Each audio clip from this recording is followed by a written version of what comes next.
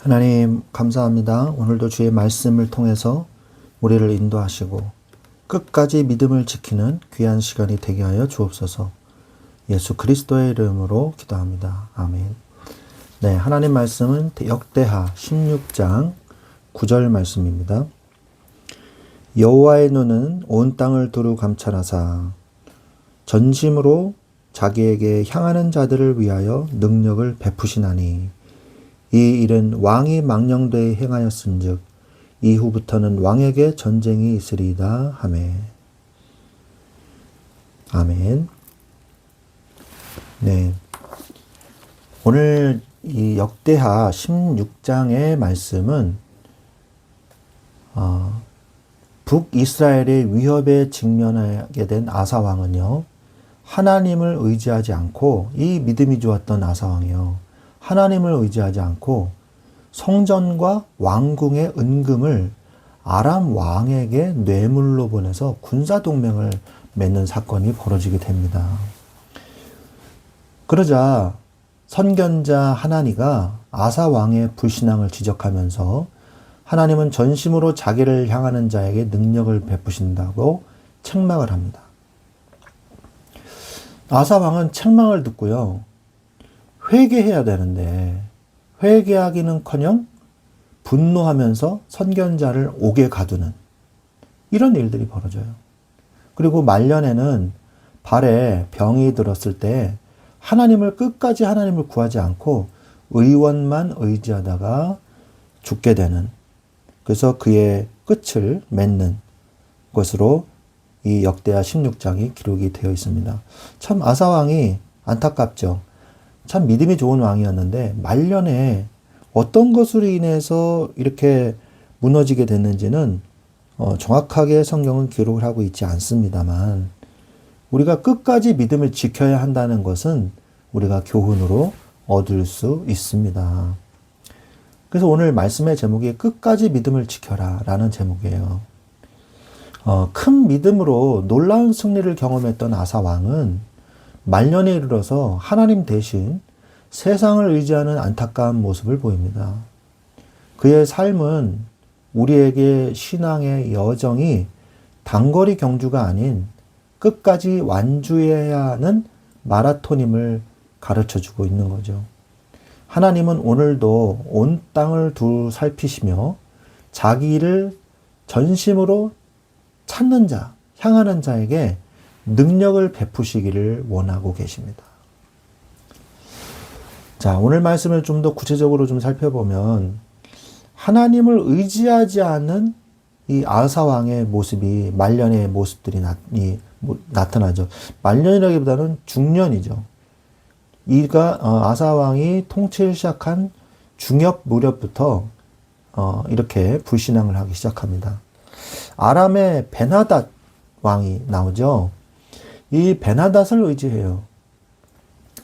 북이스라엘 바하사가 유다를 치러 올라옵니다. 물론 이제 북이스라엘이니까 내려오는 거지만 수도가 예루살렘이기 때문에 치러 올라온다 이렇게 표현을 합니다. 성경에서는. 우리도 서울로 올라온다 이렇게 얘기하잖아요. 자, 그래서 하나님보다 주변 강대국을 의지해요. 아사 왕이. 역대하 16장 2절에 보면 아사가 여호와의 전 곡간과 왕궁 곡간, 그러니까 하나님의 성전 그 보물 창고가 있고요. 그 다음에 왕궁의 보물 창고가 따로 있습니다. 그러니까 헌금을 이제 구분을 해야 되니까. 그런데 성전의 곡간에서도 금, 은을 다 꺼내오고 왕궁에서도 당연히 꺼내오고 하나님의 이 예물에 손을 댄 거예요. 그러니까 다메섹에 있는 이 아람 왕에게 이것을 보내면서 북이스라엘을 좀 공격해 주십시오. 그러면은 물러갈 거 아닙니까? 한 거예요. 야, 이거를 베나닷을 의지한다? 이 강대국들이요, 특징이 있습니다. 이걸 뭔가를 바치면서 도와주세요 이러잖아요. 그러면 나중에 와가지고 뭐라 그러냐, 더 내놓으라 그럽니다. 더 안 내놓잖아요. 그러면 그 나라마저도 멸망시켜요. 그게 특징입니다. 주변 강대국들의 특징이에요, 그게. 그래서 결국 이 아사 왕은요, 신앙의 후퇴를 한 거죠.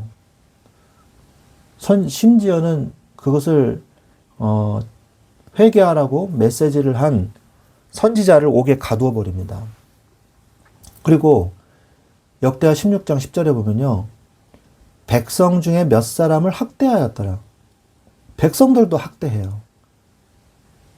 또 말년에 병이 듭니다. 병을 들었는데 역대하 16장 12절에 보니까 아사 왕이 된 지 39년에 그의 발이 병들어 매우 위독했으나 병이 있을 때에 그가 여호와께 구하지 아니하고 의원들에게 구하였더라.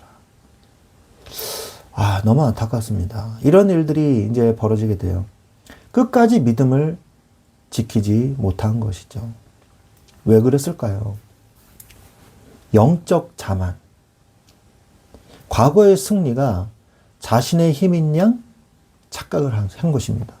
역대하 16장 18절에 구스 사람과 이 룹 사람의 군대가 크지 아니하며 말과 병거가 심히 많지 아니하더냐. 그러나 왕이 여호와를 의지하였으므로 여호와께서 왕의 손에 넘기셨나니. 이 말씀을 해주면서 과거에 이 승리를 한 것이 자신의 힘인 양 착각을 한 거예요. 하나님의 도우심보다 자신의 계략을 더 우선시했어요. 그래가지고 베나닷에게 은금을 갖다 준 거죠.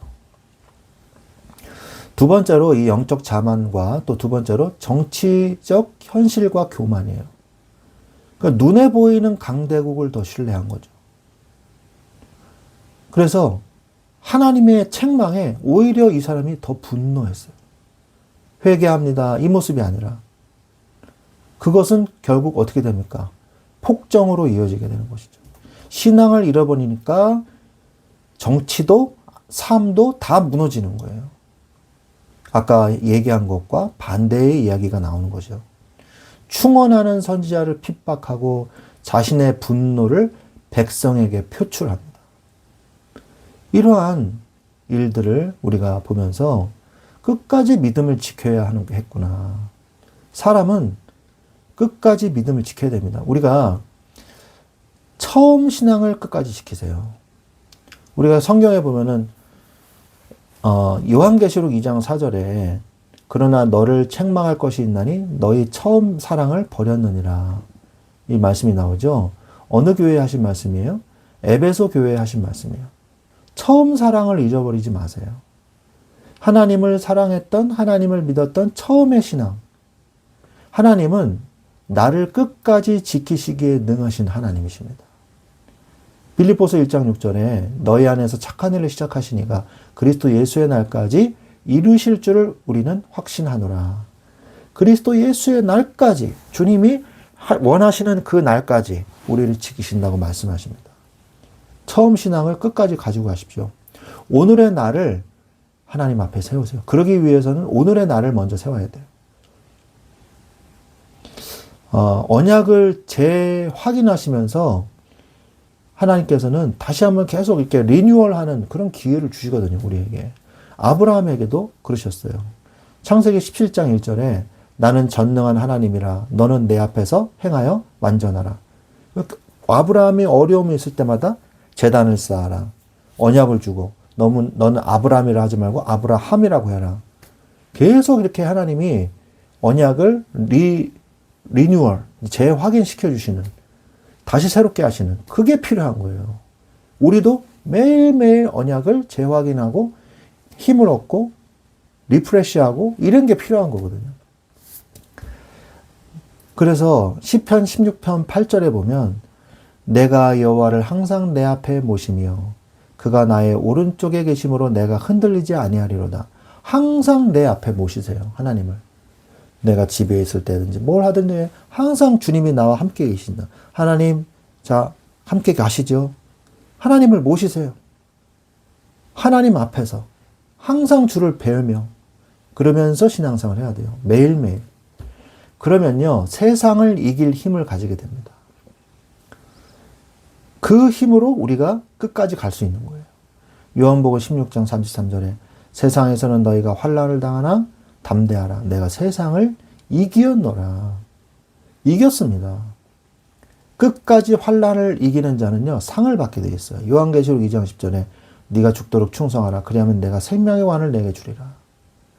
끝까지 환난을 이기는 사람, 그 사람이 결국 승리한다는 것입니다.